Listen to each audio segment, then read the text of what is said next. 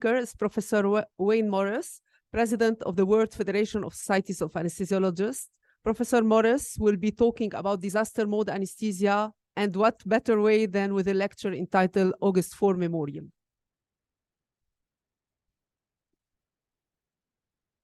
Thank you very much for the introduction, and thank you for inviting me to speak at this Congress.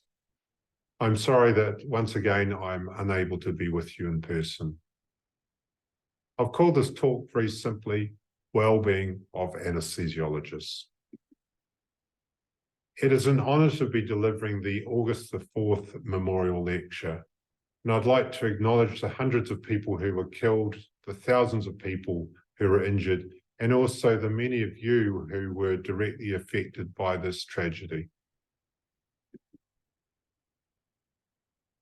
I'm going to start with a proverb from my country, New Zealand, a proverb that comes from the Maori people.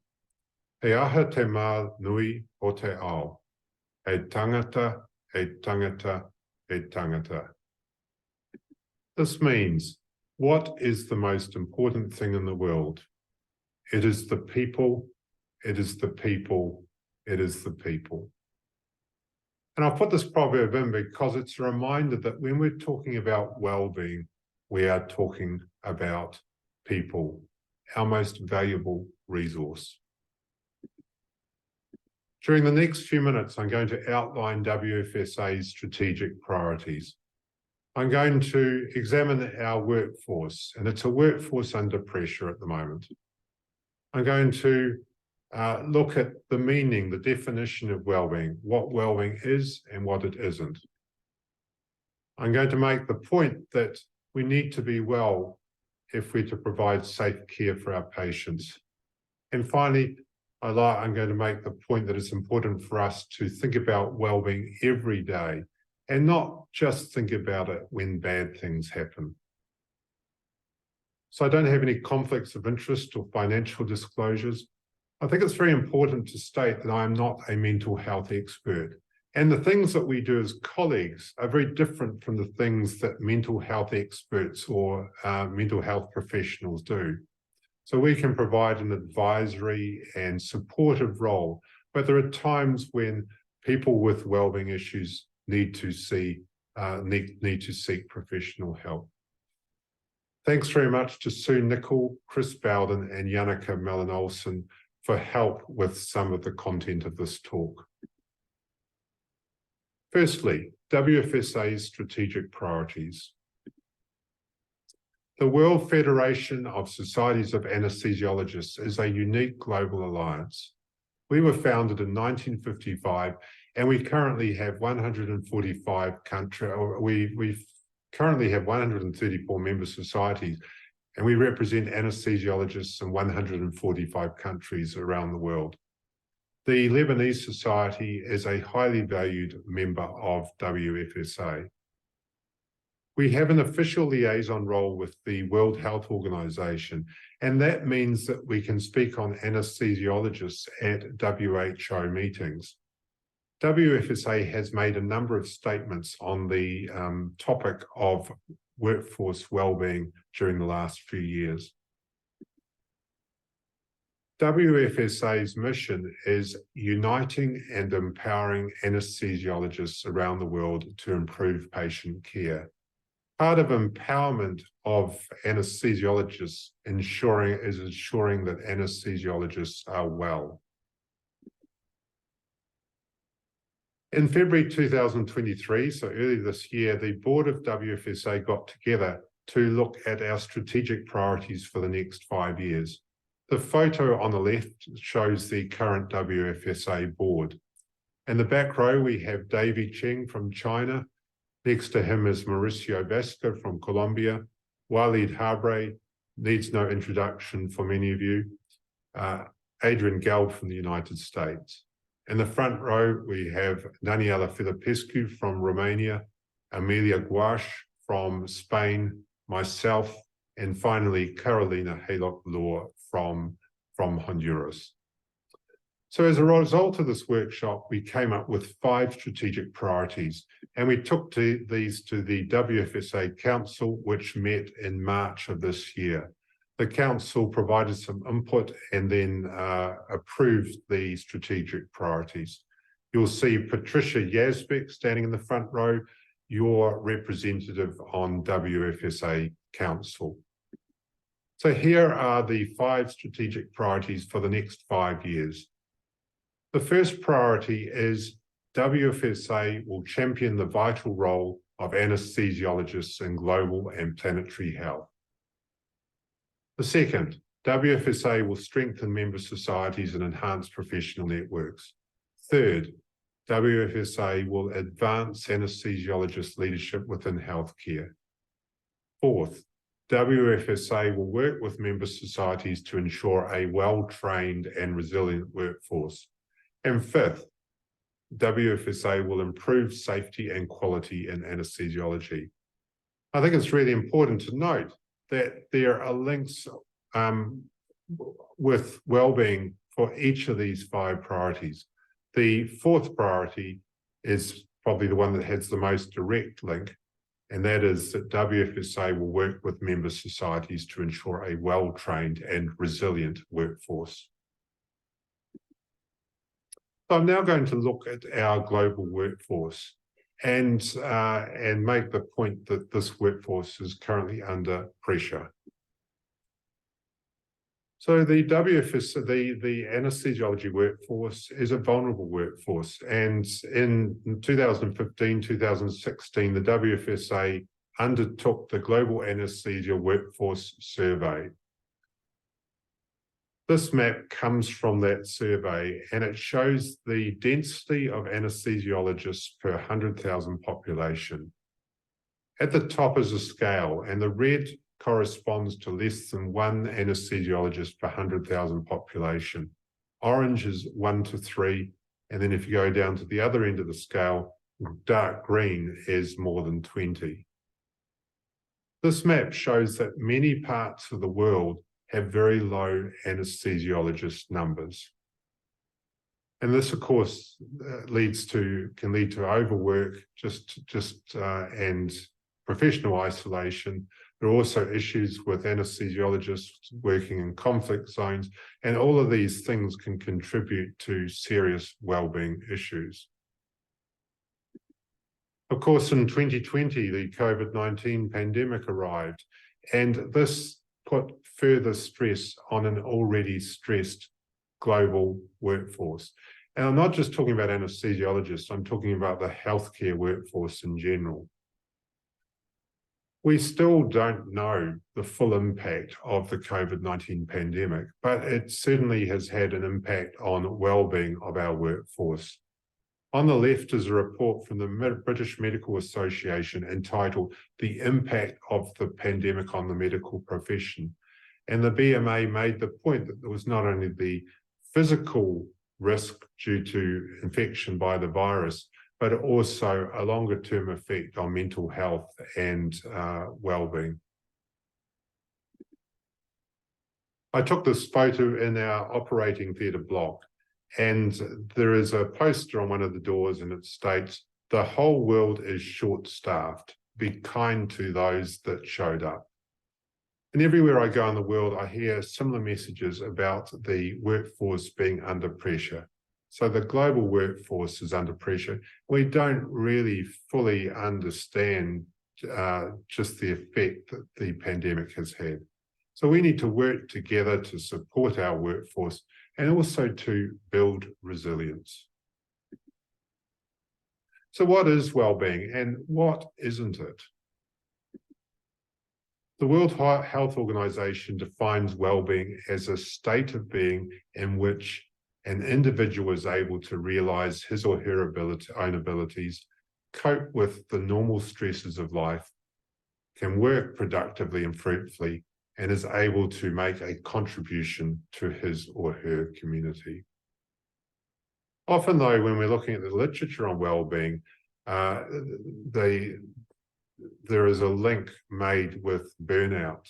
It's almost as if burnout means just is the prime example of poor well-being. But it's important to note that poor well-being can be manifested in many ways. And here's just a few examples.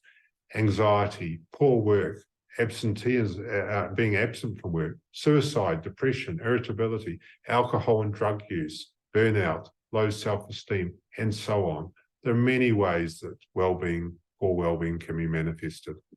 I think it's important to state that well-being isn't just absence of burnout. It's a bit more complicated than that. So it's also important to think about what we as humans need. In 1943, Abraham Maslow came up with his very famous Maslow's pyramid. The paper that was published in was, or described in, was a theory of human motivation. At the bottom of the pyramid are the physiological needs: air, water, food, shelter. When these are met, the next needs are the safety needs: personal security, employment. The third level is love and belonging, friendship, intimacy, family. The fourth level, esteem, respect, status, recognition, and so on. And the pinnacle of the pyramid is self-actualization, the need to become the most that one can be. In 2019, Daniel Shapiro and colleagues published this article, Beyond Burnout, a Physician Wellness Hierarchy. They made the assumption that physicians are driven by a desire to provide excellent care for their patients.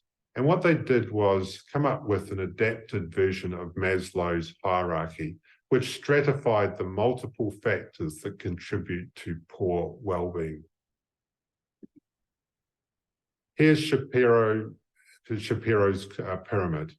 So again, the bottom of the pyramid are the basics, like being hydrated, having access to food, getting enough sleep, being free of depression or anxiety, being free of substance abuse.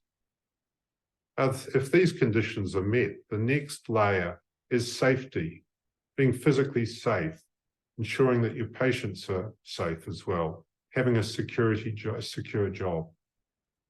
The next level is respect. There is a basic level of mutual respect. My family time is respected.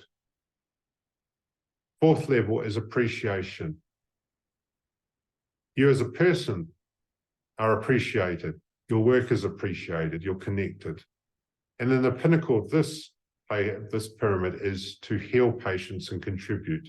I have the time, autonomy, and resources to heal patients. So the point of this pyramid is that well-being is context-specific. So in some environments, what we need to concentrate on is that bottom basic level to ensure that people are fed, watered, to ensure that people are safe before we can look at the other levels. In Shapiro's article, he and the other authors state, it is hard to benefit from resilience courses or meditation if we are dehydrated, depressed, or scared for our own physical safety. So we need to address those bottom layers first before we're doing the high-level resilience courses or meditation. The next part is discussing well anesthesiologists and the importance of this for patient safety. The World Medical Association has published the Declaration of Geneva, which has been called the modern Hippocratic Oath. And it's undergone a number of revisions, and the most recent revision was in 2017. So here's the text for the modern Hippocratic Oath. As a member of the medical profession, I solemnly pledge to dedicate my life to the service of humanity. The health and well-being of my patient will be my first consideration. I will respect the autonomy and dignity of my patient, and so on. And one of the additions that was recently made was down the bottom. And this is the statement that I will attend to my own health, well-being, and abilities in order to provide care of the highest standard. This is very important because it's acknowledging that we need to look after ourselves in order to provide the best possible care for our patients. In 2020, the World Health Organization looked at health worker safety and as a theme for World Patient Safety Day. So the theme on that day was health worker safety, a priority for patient safety. And their slogan was safe health workers, safe patients. WHO came up with 5 World Patient Safety Day goals. Goal 1, prevent sharps injuries. Goal 2, reduce works-related stress and burnout. Goal 3, improve the use of personal protective equipment. Goal 4, promote zero tolerance of violence against health workers. And Goal 5, report and analyze serious safety-related incidents. You can see the interaction here between physical threats to health and also the mental health issues and well-being issues that we've been talking about. But the key point here is that we need safe healthcare workers to provide the best possible care for patients. There's a lot of articles out there making the link between healthcare worker well-being, physician well-being, and patient safety. If you look at the one in the middle there, burnout among healthcare professionals, a call to explore and address this under-recognised threat to safe, high-quality care. So not only is this paper talking about the link between well-being and care, but also the fact that it is an under-recognised problem.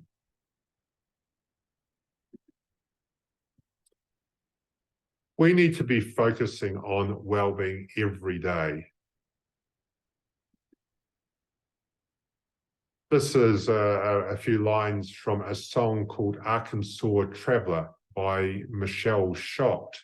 And Michelle Shocked is an American alt-rock singer. And this song, I think, was released in 1992. So the stranger says, "Hey farmer, when are you going to fix that leaking roof?" And the stranger says, stranger, when it's raining, it's too wet to fix it. And when it's dry, it's just as good as any man's house." So I think this is important for us to think about because we need to be thinking about well-being every day, not just when there's a crisis. We've had a difficult decade in Christchurch. We had a series of earthquakes in 2010 and 2011. We also had a terrorist attack in 2019. And this undoubtedly really stressed our workforce at Christchurch Hospital.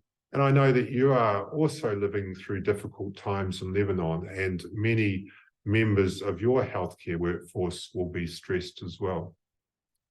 But what's important here is, the reason I put this slide in is that we tended to see psychologists in the department after some of these events, but there's actually not the same attention paid when it is in between crises.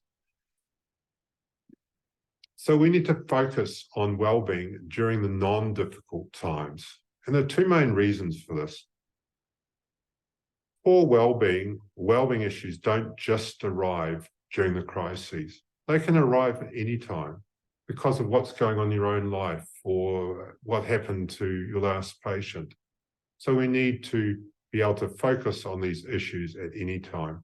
The second issue is that by focusing on well-being during the non-difficult times, we're also helping to build resilience. We're helping to build the systems so that we are able to better cope when we go through tough times. Well-being is a shared responsibility. It's a shared responsibility between the individual and also the organisation. And I think sometimes the individual thinks the organisation should be doing more, and sometimes the organisation thinks that the individual should be doing more. It really is a shared responsibility. On the left is a health and wellness model, which is context specific for my country. And that model is called Te Whare Tapa Whā. And it's the idea that health and well-being is a house, or in the Maori language, a whare. And the house needs to be built on a good foundation. And the house has 4 walls. So the foundation is the whenua, the land and the roots. And then the 4 walls are physical, spiritual, mental and emotional, family and social. And if there is a weakness of the foundation, or if there's a weakness of the walls, then that can lead to problems with health and well-being. So there are lots of strategies that can be employed to address well-being issues. For the individual, it's simple things like having your own doctor, making time for exercise, enough sleep, meditation, having outside interests and hobbies, spending time with family and friends. From an institutional point of view, probably the most important thing is developing a well-being culture where it's okay to seek help. It's okay to talk about well-being with your colleagues. Having sensible leave and rostering, having briefing, debriefing, talking about cases, appropriate supervision of trainees and vulnerable colleagues, support groups, mentoring, and so on. Also specific courses, perhaps meditation courses, wellbeing courses, resilience courses, and of course, access to professional help. And I guess the permission to use that professional help if it is needed. So here are some resources, and it's just a very small list because there are a lot of resources out there. One is a book written by the Professional Wellbeing Committee of the World Federation of Societies of Anesthesiologists, and that's the book is entitled Occupational Wellbeing in Anesthesiologists. That's freely available on the WFSA website. And in the middle is the Association of Anaesthetists webpage on wellbeing and support. That's the Association of Anaesthetists in the United Kingdom. And they've got a collection of really useful resources. On the right is something that has been developed by my own college, the Australian and New Zealand College of Anaesthetists. And they had some very useful resources as well. And in addition, a toolkit for anaesthetic departments, which I think addresses some of those institutional issues that I talked about earlier. So here are the key points from this lecture. The first is that our global health workforce is under pressure. The second is that wellbeing is context specific and it's dependent on multiple factors. And thinking about these factors using Shapiro's pyramid can actually give us some pointers as to the best things to address. The third point is that good wellbeing is essential for safe patient care. We need to be well to safely look after our patients and provide the best possible care. And finally, wellbeing is an everyday shared responsibility for the individual and the institution. So I hope to see many of you at the World Congress of Anesthesiologists in Singapore. It's being held on the 3rd to the 7th of March, 2024. And it's the last in-person event was in Hong Kong in 2016. It's a great opportunity for anesthesiologists around the world to get together to share, connect and learn. And very appropriately for this talk, the theme of the World Congress next year is Together We Can. Again, thank you very much for inviting me to do this lecture, and I wish you all the best for an exciting and impactful Congress. Thank you.